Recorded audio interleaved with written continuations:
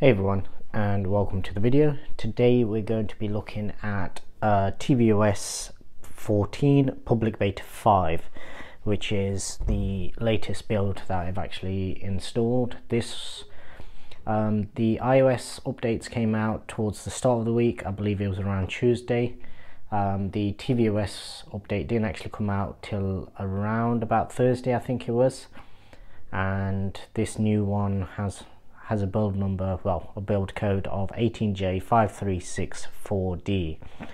So the update, this particular one actually took quite a long time to install, and what I have actually now done is it will give you an indication in terms of how this video is going. I've actually installed this beta version on both of my Apple TVs, and the main reason for that is just how stable it is. Whereas with the early betas, we would get crashing and sort of glitching out on any apps that you leave idling for a long time. So for example, if you left Netflix open maybe the night before and you came back to it the following day, it'd give you an error before, and you basically just wouldn't play, and you'd have to close the app out and then go back in, and then it'd be fine. Whereas what I have found now is every app will actually work perfectly fine, no matter how long you leave it, even with the screensavers. So for example, the other thing was whenever you were playing content and you would come basically pause it, and I've got my Apple TV set to 1 minute. I think it's 1 minute, my screensaver.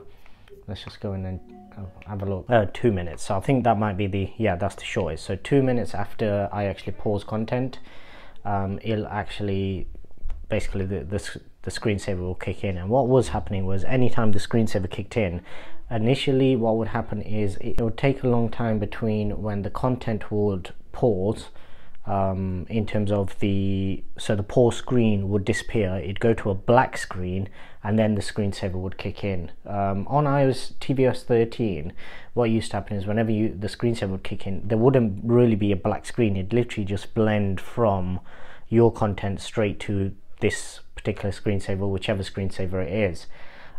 Whereas now what has been happening with the early builds was basically you'd get a black screen and then the screensaver would kick in, and vice versa. So when you were coming out of the screensaver, so for example, if I press home now, that's gone straight to the home screen, whereas before what would happen is it'd go black and then it'd go to the home screen. So as with all of my videos, the people that have been watching them, so first thing we'll look at is the HomeKit side of things.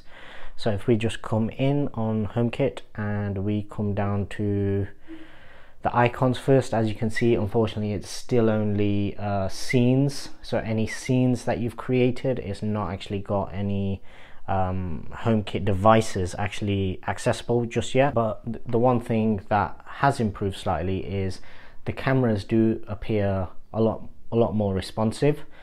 So the initial load time, both of these are battery powered cameras, so they'll take a little while to actually boot up initially, and it does still occasionally glitch out every now and then. But what I have found is any cameras that you actually got enabled and you've got basically set up, the load time is sometimes down to as low as 1 to 2 seconds from when you actually click onto it. So that's something that does look like it has improved. The Homebridge camera that I was using, I've actually got that switched off at the moment, so I can't really compare against that just right now. That was having its own issues. The physical camera was basically just kept restarting, so basically I just turned it off. But yeah, as you can see, the HomeKit camera side of things is working probably a little bit faster than it was before. Other than that, there's no real other improvements from what I can see. The other thing was obviously YouTube, and unfortunately that's still only showing up in 1080p, and I've tested that on both of my Apple TVs as well. So the one that I actually used in the living room, I've updated that to tvOS 14, same build number, and I did check that using just any random 4K videos, and it would only give me options up to 1080p. In terms of features wise, there's not really anything that I've found through the settings menus or anything like that would really make a big impact. Stability wise, as I said, it's now got to the point where I can use this perfectly fine, and it doesn't really have any problems with any of the apps. So all the 4 major streaming services, so Netflix, Disney Plus, Prime and Apple TV Plus, they've all been working perfectly fine. And even my Infuse my own content, that's been working fine, similarly with the IPTV as well, so that's also working fine as well. The YouTube app itself, to be honest, because of my LG TV having 4K built into it, I don't tend to use the built-in app very often.